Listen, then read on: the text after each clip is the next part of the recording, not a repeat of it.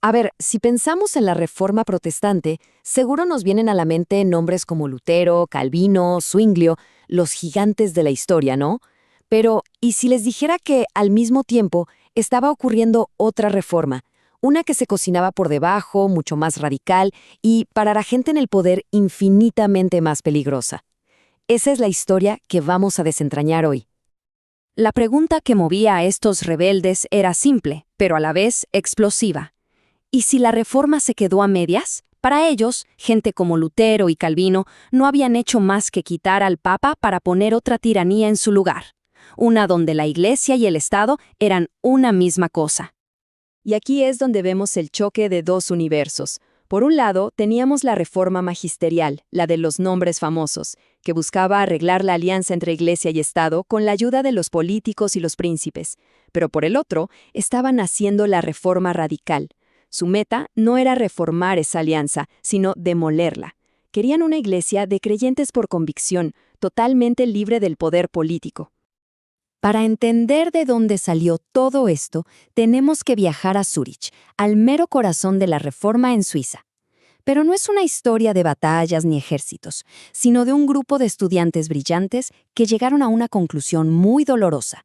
Su propio maestro los había traicionado.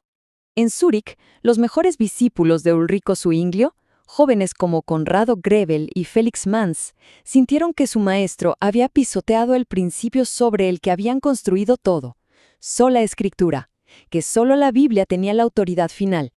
Y lo más increíble es la velocidad con la que se desmoronó todo. Miren las fechas.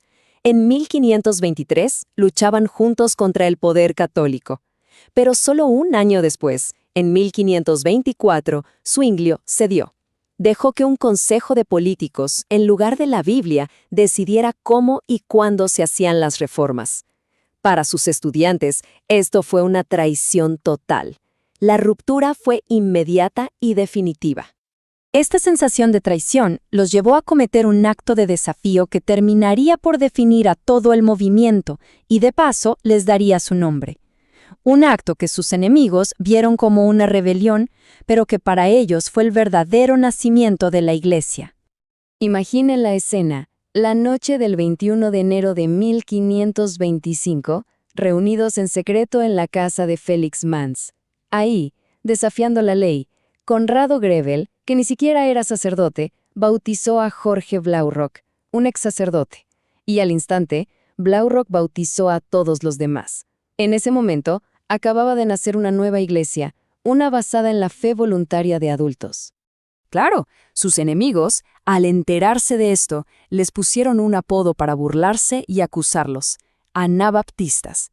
Viene del griego rebautizadores, porque para ellos estaban haciendo un segundo bautismo que no valía nada. Para los radicales, por supuesto, ese era el primer y único bautismo real. Pero a ver, ¿por qué tanto escándalo por un bautismo? Bueno, es que esto iba mucho más allá de la religión. Era una revolución por donde se le viera.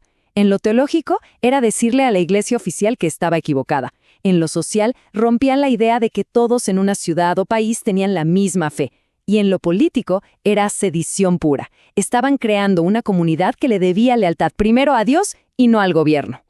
Un desafío tan directo, tan radical, no podía quedar sin respuesta.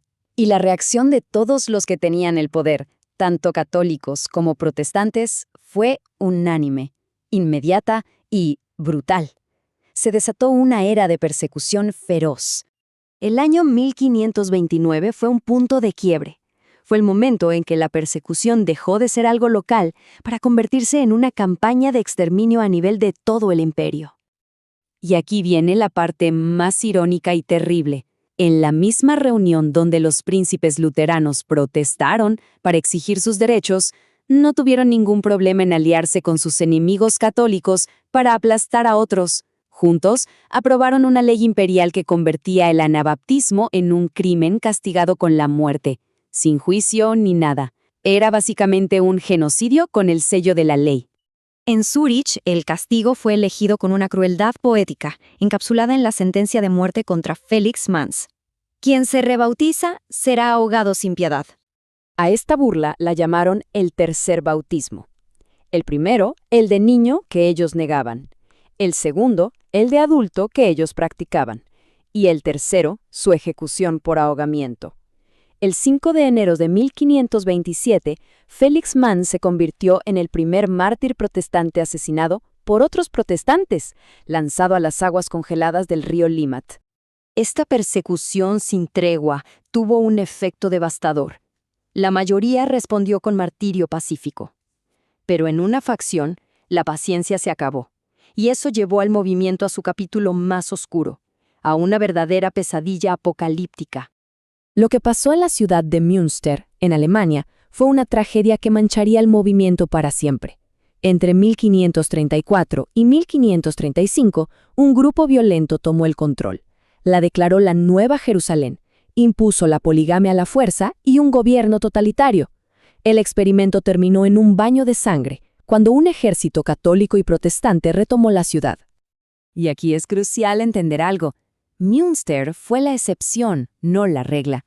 El verdadero rostro del movimiento era el de pacifistas como Michael Sattler, que prefirió morir como mártir antes que usar la violencia. La pesadilla de Münster, liderada por tiranos como Jan van Meeden, fue una locura. Pero claro, una locura muy conveniente para sus enemigos, que la usaron como excusa para perseguir a todos los anabaptistas, fueran pacíficos o no. El horror de Münster dejó una cicatriz literal, una que se puede ver hasta hoy. Los cuerpos mutilados de los líderes fueron colgados en 3 jaulas de hierro en la torre de la iglesia principal. Y esas mismas jaulas siguen ahí, un recordatorio espeluznante de la mancha que este episodio dejó en el movimiento. Pero, a pesar de la persecución y de la terrible mancha de Münster, la historia no termina ahí. De las cenizas de la tragedia, el movimiento no solo sobrevivió, sino que se reorganizó, y con el tiempo, de una forma que nadie se hubiera imaginado, sus ideas más radicales acabarían triunfando. La figura clave en esta historia de supervivencia fue Menno Simons. Él era un ex sacerdote católico que quedó tan horrorizado por la violencia de Münster que se fue a la clandestinidad para reconstruir el movimiento pacifista. Su misión era encontrar a esas ovejas sin pastor y darles una nueva esperanza. Con el tiempo, a sus seguidores se les conocería como menonitas. La estrategia de Menno para sobrevivir se basó en 3 pilares. Primero, una organización sólida pero secreta. Segundo, una disciplina moral súper estricta para limpiar para siempre la mancha de Münster. Y tercero, el más importante, una teología firme basada en el pacifismo absoluto. Cero violencia. Pensemos por un segundo en las ideas que defendían. Ideas que en el siglo XVI eran dinamita pura. Separación de iglesia y Estado. Libertad de conciencia. Una iglesia a la que te unes porque quieres. Libertad religiosa para todos. Y no violencia. O sea, eran conceptos que amenazaban con derrumbar todo el orden social de Europa. Y aquí llegamos a la ironía más increíble de toda esta historia. Esas mismas ideas por las que miles de personas fueron perseguidas, torturadas y asesinadas, esas ideas que se consideraban destructivas y anarquistas, hoy son los pilares de la democracia moderna. Lo que nos deja una pregunta que resuena a través de los siglos, una que la historia de los anabaptistas nos lanza con una fuerza tremenda. En un mundo de estados y poder, ¿cuál es el verdadero precio de una conciencia libre?